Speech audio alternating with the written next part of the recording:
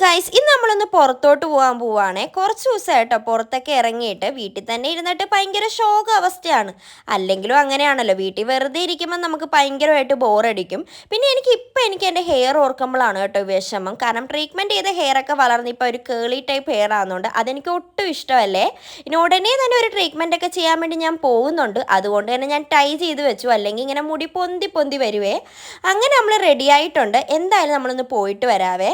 അങ്ങനെ കുറച്ച് സ്ഥലത്തൊക്കെ ഒന്ന് ജസ്റ്റ് ഒന്ന് കറങ്ങിയിട്ട് നമ്മൾ നേരെ ഫുഡ് കഴിക്കാൻ വന്നു. കാരണം ഉച്ചയ്ക്ക് നമ്മൾ ഫുഡ് കഴിച്ചിട്ടില്ലായിരുന്നു. അങ്ങനെ പൊറോട്ടയും ചിക്കനൊക്കെ കഴിച്ച് നമ്മളൊരു ബദാം ഷേക്കും കുടിക്കാൻ പോയിട്ട് നേരെ വീട്ടിലേക്ക് ചെന്ന് ഞാൻ പൂപ്പിക്ക് ഫുഡ് കൊടുക്കാമെന്ന് വിചാരിച്ചപ്പോൾ അതേ പൂപ്പി ഓടി വരുന്നു. കാരണം പൂപ്പിക്ക് നല്ല രീതിക്ക് വിശക്കുന്നുണ്ടെന്ന് തോന്നേ.